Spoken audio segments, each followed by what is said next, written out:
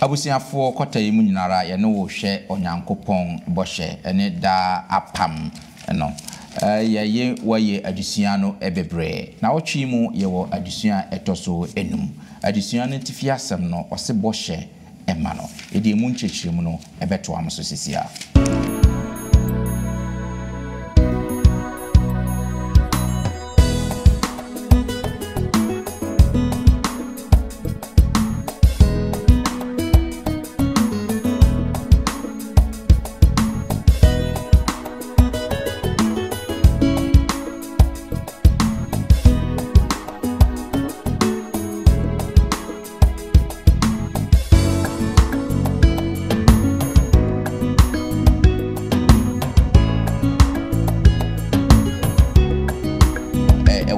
benso na Abraham asefo onam so be hire musiapo nyina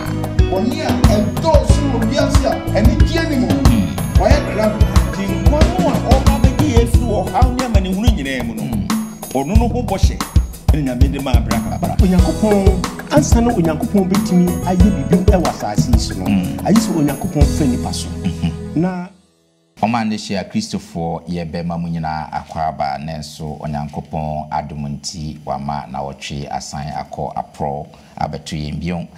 London Ghana memenda akwanfo Sabbath school na feature semo empensempensemo na wotwe mu yewo adusua etoso enum kote munyina ara no yehwe onyankopon bohye no yahwe bohye na hodo ebebre ene na wotwe mu nso adusua no ye adusua bia no kwasem ne se uyi hu firimu a enye ose bohye emma no ose otwen na hu se won so kan bohye emma no ho anase won ka ho yadesua bi a mewo akukudamfo bi wa ha omo ba beboa yempa ma ya doso sa adesua yi na ansa na yede emu pensempensem no bebrem no ma yenko tie anyum free London Ghana memenda kwan for singing band for na omu wia yede adesua no mu pensempensem mo ebeto am so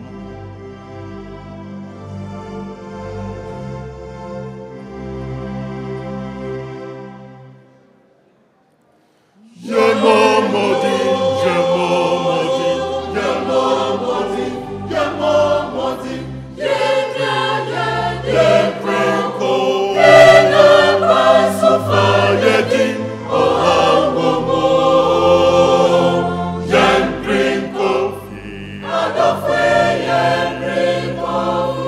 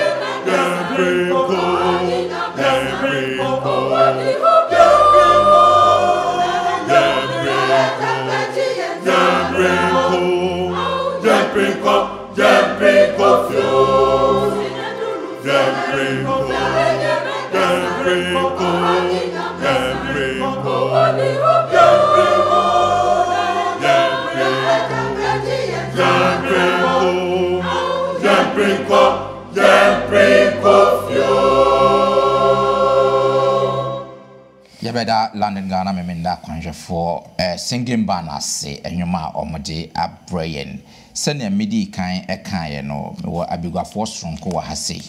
omobebo amayede sa addition to sunum yi ede abremu me de mo sonfo Bismarck mensa se me hwe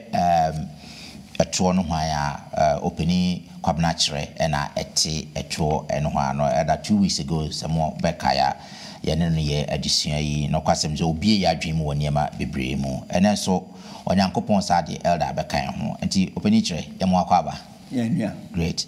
that fe me ba manimu nso a elder Daniel Boache se ne nyina ye ka no elder Dan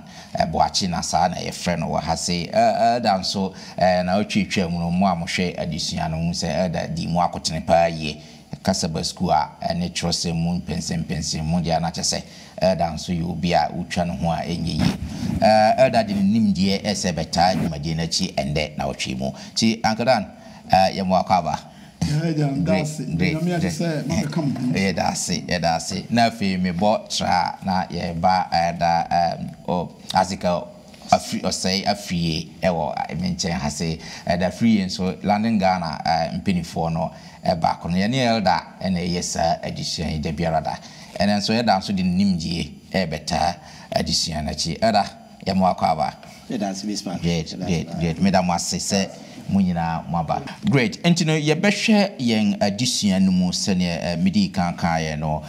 mo a wo hwe yen so wo hwe o Facebook ana so wo hwe o YouTube ana kwasem se ya nya adofo no bebre a omo hwe na afi omo de omo prayer request nso ya omo de ma obetimi de prayer request ato ase na wa kire ba bia wo hwe yen afri so wo mpa abo ade se di tuturu bi na wo tie yen addition ya ebetimi abompaye sonko ede ama na se wo hwe o 3ABN Ghana na se Hope Channel Ghana nso a na se wo distridi bia na se bibia numbers bibegu ase honom na se oba ye website wa London Ghana SDA Church obetimi ene adi ngita ho na afi ne won so anya ngita ho ndie ne ye kana se wo nya sa adisuan ya wo nko amemfa frɛ wo nua na send komano no so sending command nua enam saa ye so na nyankopon asem no etre sanse ye hu se niema bebira emfa nyankopon asem humumu edi hene e wo social media mu ba de ye nyankopon asem no de e ba kra mpo ayemfi fa saa konya yi na won so fa che nyankopon asem no nyankopon ebe hirawo ene ye wo adisuan a etoso enum ansa na ye behwe saa adisuan no ye be katani na mama da azikose free abompaye amaye Papcho, mama ya mompaye. Inyakopon ni abankese ya dawase homeda anope se wona mutumi no ahoden so. Esan dia ba behiem se emibie wase mu na NCC yen na enye yen. Ebra ye behia ho ade ohen Jesus yesra ho konkron kwankyefo no se omeka ye ho na ono ankasa emekyekye yen. Na ebra adisuan ebeto yakoma ene ya adwen so no. onyame tumfo etimi asiesie adwen ne akoma etimi aboa ye na asiesie ama omaye tosomienu na sadachi bia no opie wanu onyamu a isan se yitie wasem ne yesu tie ema o ne de wasem eye adwuma nti no na aba be fa yakwa kodida ensada eno onyam ka odin ye de atiefo nyina so hya wonsa bi omu nyina adwen mu na ma wasem ento obi akoma ponso ne fa ni dwuma ewo ewe yebre mu na wo ba ye nyina enyankwa wo do ba Yesu Kristo dim nti amen amen great yenhwe yedisua no se boshe no ma mka bosem no yefa free Matthew chapter 28 verse 20 say no oka no say na hwe menem wo ho na nyina de kosi wiase awieye amen we ne nka bosem a yedi ejina yen adisua no so na yesua na otwe nyina mu yenhwe yen adisua no yebedi kan ahwe Genesis chapter 15 verse 1 to 3 ensem bi wo ho a yebepese yebehwe ho asem ansa enti dadan se why crowd ra yenhwe Genesis chapter 15 1 to 3 no asema e wo ho Mose ngum edikai tredunum chichemu ba akokopemiensa omienti Awurade asem ye chiri no Awurade asem ba Abraham chen eni so ade hunu mu se nsro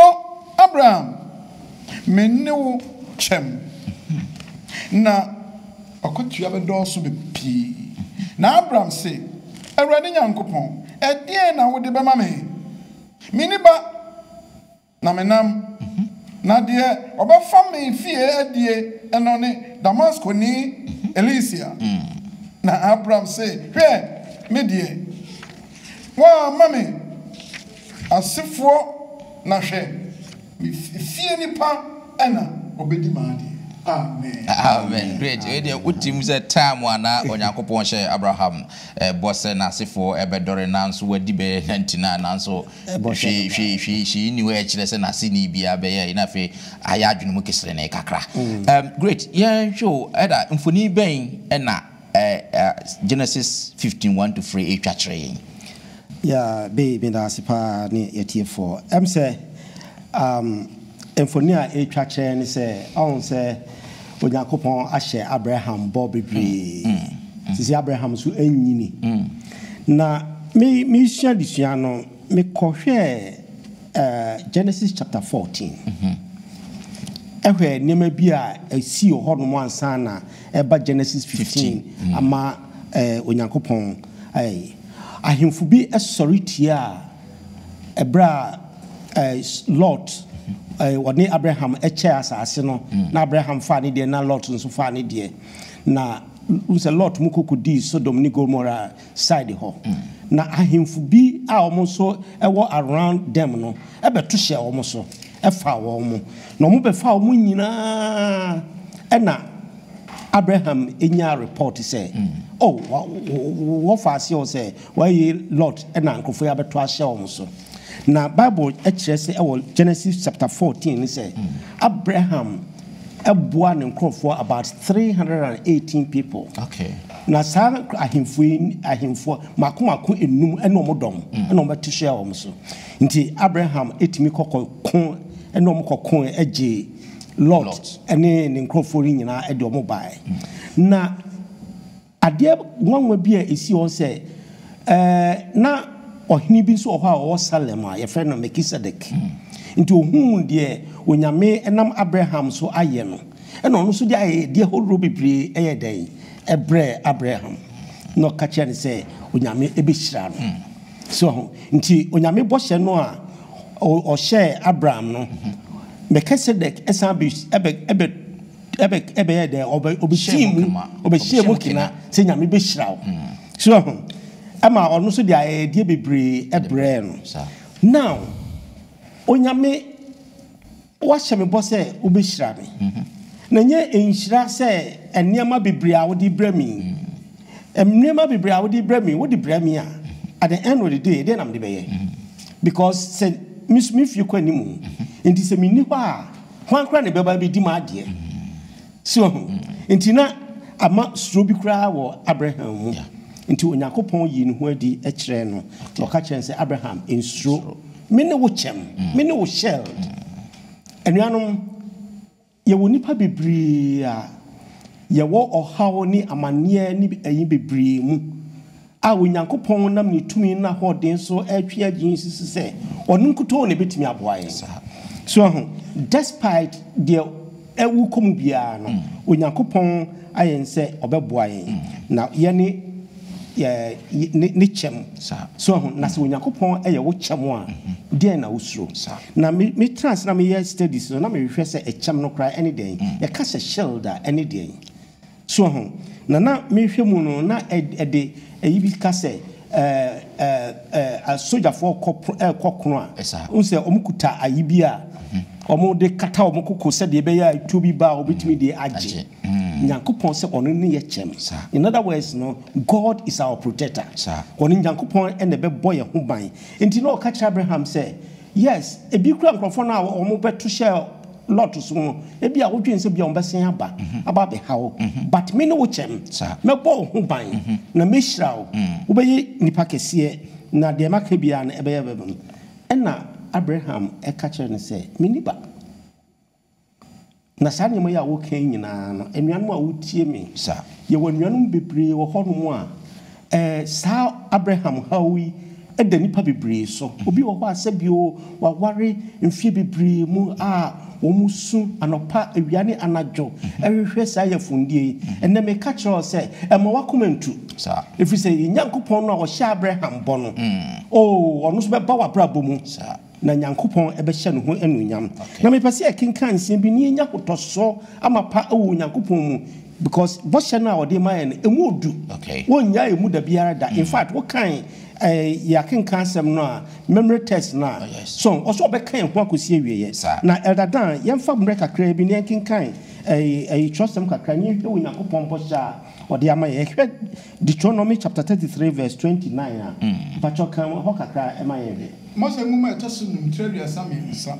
kyɛmu aduonu nkron nguma ntie Awurade asɛm adɔfo ɛnhyira ne wo Israel kwan ɛna ɔte sɛ wo Omana wanya Awurade mu enkwagye wɔyɛ wo mu akyɛm na wɔyɛ wo kaseyɛ nkrante na watamfo bɛwae ama wo na wo deɛ wobɛtiatia wɔ soro miaso amen ɛyɛ bɔhyɛ kɛseɛ pa ɛda mpatwɔ sa kan Psalm 18 verse 30 yɛbɛka baako aka ho ɛfiri sɛ yɛ time ne nti no na yɛtwa so na munya kwan a monkan saa Deuteronomy chapter 33 verse 29 no ɛna Psalm 18 verse 30 ɛna Psalm 84 verse 11 ɛna Psalm 144 verse 2 no nti kan 18 verse 30 no na yɛmfɛnsi ase ne yɛntoa so Dawid nyom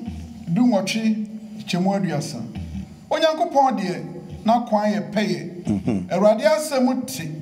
wɔyɛ ɔkyɛm ama wɔn a odwane kɔtoa no nyina amen amen Onyankopɔn ɛyɛ kyɛm ma wɔn mu a ɔmo dwane ɛkɔtoa wɔn anuanom sɛ ɛwɔ nidaso asa Awurade bɔ a wɔhyɛ Abraham no ɛnyɛ Abraham ko a ɛfiri sɛ ɔka sɛ ɔbɛhyira ɔne n'asefoɔ nyinaa yɛn nyinaa bɛyɛ Abraham asefoɔ ɛno nti sɛ wode wo ho to Abraham so a Onyankopɔn ka sɛ ɛneɛ wobɛyɛ ne kyɛm ɛkyɛm sɛ ɔbɛbɔ wo ho ban deɛ wokɔm biara no Onyame bɛhyɛ ne ho anuonyam ɛno nti adesua a yɛbɛnya firi adesua no mu no kyerɛ sɛ ɛka sɛ the shield a Onyankopɔn na ɛyɛ shield no Abraham bɔhyɛ a ɔde maa no no sɛ yɛn nyinaa hwehwɛ Onyame ne yɛde ho to no so a nhyira so ɛbɛyɛ yo medase ada all right sɛ shield no Onyame ɛfa de yɛnim so no de akyerɛkyerɛ yɛ adeɛ Jesus Christ obaya no o use the immediate surroundings ɛgbanhwɛfoɔ apopofoɔ sɛ do menua ɛkae no Abraham akɔkɔ I believe very well say ɛkɔn no mu no hu sɛ na nkrɔfoɔ wɔ nkatabuo bi ɛtare wɔ manim enti sepia no kra yɛto wɔ mu a na yɛde ɛyɛ din sɛ bɛku wɔ mu so Nyame ma nkonimdie ɛbaa wɔ mu hɔ Onyame ma nkonimdie bae ɛna Paul also ka asɛm bi ɛmɛ de paa Ephesians yeah Ephesofo Enchemu edunsia okay so betimi aka hama me etinsia chemu 16 mama yenti Awurade asɛm ɛwɔ nchemu dunsia ni nyina kyire no monkura gidi akyɛm a mode betumi adum bɔne no bɛma a ɛredari no nyina amen Paul foto de man was he yemfa akochem no gidi akochem no enti me no mienu se ne ye se de Abraham nya gidi onyame mu na tete adikanfo no nya gidi onyame mu no se ye fa gidi akochem no a ebetimi aboa mo bonsam na ada edo wode ba ni nyina no yetimi de agina no enti onyame fa akodi ana Abraham na tamfo no mo kwa akoko na wo de abom ho ba no ene wode ya adesua kire Abraham se hwe maye o te se de nkatabo yo ya brano kode na nso besem de kakra kan de me nua mpanimfo ya kan onyame se wo ye bambo maye na nye physically so be obey bodyguard of course wo ye maye se de nua maka ni nyina wo sha Abraham bonso etore bi abambo ya de a ukọ ahenie mu a be obi ahifie bia ahenie wo mu no emu mpanimfo be so mo bosa ahenie ni ban na tena wo mu fie ekopima febo sa kiso obi frinche be bi pese oba no obegi ahenie no a omo mpereda na wonyame ka kire ose bosha wa hye se daachi ye nyina Abraham asefo be nya da Abraham we nya gidie me bo ho ban ma emfiri won sada wachirifo ne wachirifo nyina ba ebedi oyi kire Moses bra wa nkwasa asene so say obi ba saa de no obema ni panyina nti saa shield no so e kire yen say ahimfo abusia onyame di ahyemu no anya kwa wo hye ho bo Abraham bo na Abraham nim say ye nyina saa didie no great. Yes. Madam was a pass more family na fe mo dia churches are nsemi mu yento aso na yenhwe Genesis chapter 28 verse 14 no na yenhwe ntiase a e wose enya e fasa sama onyankopon ene eka hwe Abraham wa hase na Genesis chapter 28 verse 14 itria dio no moche jichemu edun 9 yes mama yentie Awurade ase Mose mama edikan itria no moche jichemu eduna Awurade ase nie o say na wasefo be yese asate so mfuturo na wafiri akọ atoye ne epoye adifi fam ne anafo fam na woni wasefo mu na obehire wiase musiakuo enyina amen amen enti yen show eda obedi kire sa asemi anyankopon ka kire Abraham nti ase ben e wo se yenya no e wo aso kwan ben so na Abraham asefo onam so behire musiakuo nyina ensan na mekoso na ya machechire mu no ye de test back no ewo ho no so be kan okay na mamu awie emudie very good Galatians chapter 3:29 no okay yemfa nka ho okay na fe ema ne nwie budi Galatians 4:3 miensa imu aduonu nkro jichemu aduonu nkro yes samo Galatians 4:3 miensa jichemu aduonu nkro mama yenti Awurade asem verse 29 ho and I'm making cunning or say na samu ye Kristo dia ene na mo ya Abraham asefo na mo na mboshe do so ye adedifo amen sanity anything am say ye de we no beto we say se wo hwa adesua no pese wo kire ye ha no e de ye kwa akosi ebra agenkwa na nkasa beba na no nyankopon empese obeda ne men nyankopon da ne men nyine di nkire ye preko woda na ti kire ye kakra mra ye gidie nyini ko no no nyankopon da ne ho adi kire ye enti Abraham ne nante ye no nyame hye ne bobobre na pohye ba ko a esombo pa ene se onyame se obema agenkwa no bohye ba no sa efiri Abraham asifo Abraham ni eba 100 years na yire di 90 edie be ne be kire se bohye ba no a wo ka ho ase ne beba ene ne membro verse na e kai no mini ba o na ko wo mi fie die enka wo fa no a nanso onyame hye Abraham bo get going back to Eden ewo Genesis 3:15 ho ana onyame ka se me di o time beto wasefo ni aboa na sefo ni ntem no sa bo hye ne da so da ho enti nyame yi hu epone ho kakra bi kira Abraham se bo hye ba no obeba na sa bo hye no ohwa o se osisu bebre adentina nyame esisu bebre bibia nyame be repeat asisu no na hie nyame yie sa Anything Name himself, Boshe Banua, Obeba Yasi Yinaji Quano, Obe free Abraham as and Abba. And into Name shed Sabonoto. And nays Abraham calls to Nia Soraba, who's at Jinquanaba. A cabane de pa, the Sabosh and the near day, the near whom, that's what the GDA and the cattle. Now, the evidence said, was a sir, Bosh and now sharing, and ya Abraham as if one qua. Said the minia that Danka and was one beco, a tiffy and now for a puenia to ye. She said, a beco we are si for Nina. Into Uber Genesis, year 12 to honor, was soon a wumu. And a meshra a wiasifunina. And Abraham knew where dimu and yeshre wiase. A jim qua yes kusuni dimu and ye dishre wiase. Now to a person tree bios and say, a jim quanabeba, redeemano. Obeba, no baba jay. Every or hania manihuna, yen and Adam no aid in trum, normally a day, or modi two homayeno. Obeba baba Jeffreys. It was the Messiah promise part 1. And no. I jin quanoa or baba Jeffrey or how near many winning or no boshe. And I made Abraham. No, the Abraham would say, one will be Abraham, being Abraham, Gideon, our many better as we dream. No, be it city, I mean, I met Abraham, yes, city, man, a radino. Sa boshe bano, oba. Great. Me da se pa me se ne da achechire mu ide ye beko yenim so wo hwe adusua no se ne esi etie na atin se wo ko wanim no obi ka sembi owura bi a ye frɛ no Thomas Brown o ka sembi na yen kan na asem a wo kan na fe yen hwe se ye ne ya adwen wa asem a wo kan na o se say benya nokre anije a esese yetu kwan ko achirichiri man bi so na mpo agise yesesa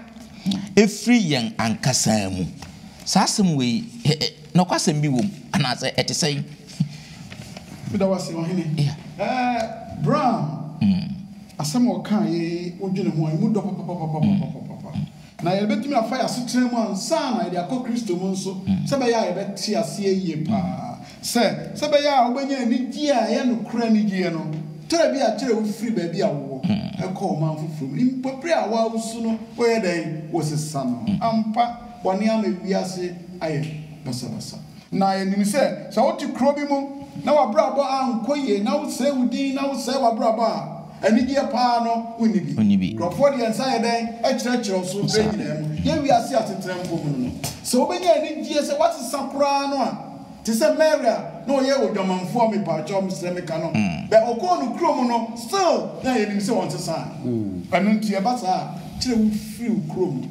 e ko baby ko tran environment fufuro baby a wona ha wo ma ko boni mo no o mu ni hobi wo na tuni ampo na no no Onyankopon nam so e ma ye honhom mu de se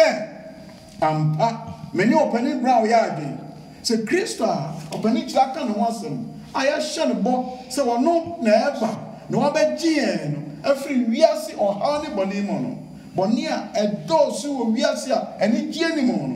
waya krado if so ka se me ko siesie ba bia mamo na se me kwanam ko siesie ba mamo a me sama ba bio Yesu be sama sa e krado a e preswa obe fire fi wiase ha we mu ya koda ba bia osum no ha oni amenehunu ne boni ahodo a ekoso wiase nyina ye nhugo bio enunti me ne opani Brown ya bin say we need to see a bomodin say ye be prese ye be free sa see so akoba bia anigio great me da say pass elder wa cheche mu yemre ni tine moma yenko ye nim na fe yenhwe Genesis chapter 18 verse 18 no oka asem bi o hase o say every say ampara Abraham beye oman a eso na wo tumi na nimu na wo behira wiase amanyina na asembisa ewo hase no ede say na Onyankopon epes operation fufuro bi keke opese oye oman fufuro bi keke ana se na Nyankopon ni trimu po ne sen na de na sa oman na opese Abraham se fo no eye no de na purpose ben no omodwumadie bi e wo so omudi wa asase so ana se etesen nyame na niji se obe create nations keke ana se o create no purpose bi wo ho edema omo. Yeah, be me da say Nyankopon ewo senti a oye okansa na ade ba ko a ye agidifo ade ba ko a wo si ye hu ni say ebra nipa ye bone no nanka onyame ebetimi a wipe ye free asasi so na wasan create a new people altogether but Nyankopon anye ni saa and a free Adam so sa uja o musa ba no wa mutama mfa se adusia atwetwa mu ne akeka ho asem sa but Onyankopon ansa no Onyankopon betimi aye bibiu e wasase so no ayi so Onyankopon fa nipa so na ansa na ni trimu po no aye de ewie peye e wa asase so as matter of fact obonsam so kra so pese obeye bibi e wo asase so no obonsam e fa nipa so sa so na Onyankopon pese opa nipa bi na odo mu si ho na omodan Onyankopon ne do eni na maniye edi kire se de be ya e be chi ewiase nyina aye den abata ho eni nti na ofa Abraham ayaka na onse nasefo ene ebeye na obehira no ama nasefo abeye nhira ama ewiase nyina Onyankopon ewo wafre enipa bi from esun kabi mu ena omode ode omaba ne hem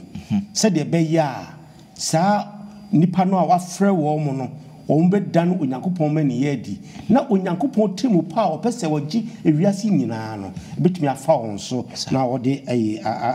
amount and into what kind 1 Peter chapter 2 verse 9 and 10 no a e bia e bre ni mo yentimi kan o se mayemo oman asofuku sa so na ma frɛ mo firi sunka bi mu na me de ma bɔ ha mu sɛ de bɛ ya mo bɛ ya sɔfoɔ mo bɛ dan amaniye bi a oyɛ Onyankopɔn no amaniye bi ni suban bi adi akyerɛ amansan na amansan so atimi aba be hu Onyankopɔn ɛni nti ne purpose a ɔpɛ ɔman sunku bi no sɛ yes Onyankopɔn pɛ sɛ oyi ɔman bi si hɔ na saa ɔman no ɛbɛyɛ ɔman a ɔmo bɛ dan Onyankopɔn edi akire eni nti no na Onyankopon eye ni saa eni nti yen nyina no Onyankopon afrɛ yen so say abeye Abraham asefo de na ye na ye oman na wasi yekoda Onyankopon adi ede kire great so say de be ya ebe hu Onyankopon amani ye na fe de ye ho ayeden to Onyankopon great yes that say obey omo kese no there was something else almost here. They have to go out and reach out. Right. Now, omonfa onyame asem no nko. Addition we say usua ne yie pa. Menua ebetwa grace nyame so. God can do everything. Ye na me betimi e bibia maye. Hwe se obi a odi wanyini. Trust them no say na yire kura na awo pa no. They set abre no be wo. Enso nyame se me your great nation. Sir. Ye gidie. Onyankopon hwehwe se ye be gina tum. Se de waka bi obedey. Obeye. Nti Abraham ye no. Wo se wo ma Abraham asefo no be ye. Nipa akese. Na do pese wo chen se wo se Onyankopon e pese Israelfo no Abraham asefo no wo do yo osi what say kanye due bi wiasefo nyina be hu kane na ehire no maba aba Israel sa no mo ba Israel be dey o mo ba hwe Israel genkwa no sa se ade na nyame aye mu sei no wada na de ka se ye Nyankopon rutimi ade nyina ye sa Abraham Nyankopon rutimi ade nyina ye entimi no mienu se na ya ba awurade nkyei na ye ntimi me ye kane na ehire ma foforo me ye onyame nkyei a ene na kyese someone for great me that say yen show we see na yen fan sorry yen addition anason making kind Genesis chapter 12 verse 2 ye de betoto Genesis chapter 11 verse 4 nti mema Uncle Dan obebie Genesis chapter 11 verse 4 na men so making kind Genesis chapter 12 verse 2 na de atoto ho na mama openi kire akasa ho ya hwe nsonson ye da sa eniema mu Genesis chapter 12 verse 2 no o say na meye wo oman kese na mehira wo na mama udin aye kese na waye inhira 11:14 no 11 verse 4 o say mumye tie nyame aso say ene wo ka se wie mama yen chichiri kuro na yen to aba tenten a na tifi beduru osoro na yen fanye din na yen hwe asase so nyina ni amen Amen. Great. Obi a building nation. Great. Now, Eda, but you differences between was and some in to us in Adisia na de ye. This is where you who nipa ahu ndeni ni nim de ekosi. Exactly. Na ye hu se de onyame so ye kese na otumfo. A wotimi ade nyina ye. Sir. Hwese mra na Abraham eniba no kra no. Na me hye ne bo se na mo ye nipa kese. Na nipa pa asase so abone do so bebre no. Wo mo se mo mi enkosi abansoro. Ni yemfa nko wiem. Ni yenyi din ema ye. Sir. Wana me nipa yo kese. Nyankopon. Onyame na me nipa yo kese. Onyame na kase mehira wa na mehira wo. Enhira ne di onyame ehira no. No ode ne nsa to no so. Obi ogie awurade die no ena ne onyame ehira ewo no so. Enye ya ho ode na ma ye ehira. Na emom gidie ne siti ya ma awurade no. Ena di ehira ba ebreye. Enti onyame de ehira wode ma Abraham no esi ho ma ye. Ano sade titifo no so mpeso mdo ma ho den ebeye din kese ama wo ho no esusi ho menua edie be na sade suan yi kire wo so wo pese wo tenase na wo gi din ma wo ho ewo wadi suan mu ewo usika sem mu ewo winimdie mu ewo waware mu wo eniema wotimi ye no pese wo gi din ma ho a ebekwa koduru ba bi ni ho pie eduru ba bi nyame twa enipa ho de nim de nyina so na enso bosha wo nyame de sha Abraham so be enipa kese no etoa so besi nne that's right so nyame boshe ene ne kese no etim hoda na de ye difference kakra ba mu ni se wo mo a eye gidifo no esese wo mo trase suba gidie suba mu ti e trase gidie suba mu dia ne ye sitie ma awurade ne ye bre ye ho ase ne ye dwa foforo dia onyame aba no nyame suba no ebeda di enna ma nipa ye kese onyame subai onyame do onyame anu onyam no be hire wo ya kwanso no enna be me ye kese enye ye enwuma enye de ye wo enye ya da ne ye fie na mom ye onyame do no kan ye ne be hunu foforo mobo de se de onyame to ne safre ye ne nkwade mu no ene be mo yeya ayekese great ne ye nyuma great eda wa ya de pa wa chichi adisia yi mu ma bani age ma me fa kakra nka ho asama ewo Genesis chapter 11 verse 4 no so we study e ho asem ni nyina no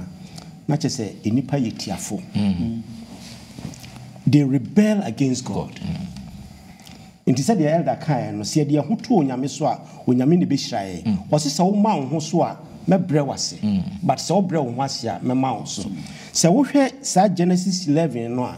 krofo no ka se yensi dan enkosro ne enyi din nya emaye ho apart from that no won say right from creation onyame ka kire Adam and you say mo na mo hya sase so ma so study sa Genesis 11 no a wo se yensi ne entra ya na che se omo go against the will of God. So na so what we are seeing mo na so we betrance against the will of God wa enyi nhira ema. I see. So nti no adusua ewo mu pa ne se enuanom ewose ye bre ho ase ehye onyame tumi konkron na se onyame bosha wode amaye no ebro adwene ntiase so as matter of fact Jesus Christ kura obegya ye ho akono empire oborn or John 17 ebrin ho ke betimi akan but ye kan verse 20 no a o say my prayer is not for them alone or can for no but I pray also for those who will believe in me through their message. That's right. Now what kind of 26 na onyankopon aye hye kese e dia mani pe wo wiase nyina obi biara obeba urade nchen no enkwagye ene ahoto ene asomdwe e de eho emamo. Great. Meda wase eda wo one bit because the addition okay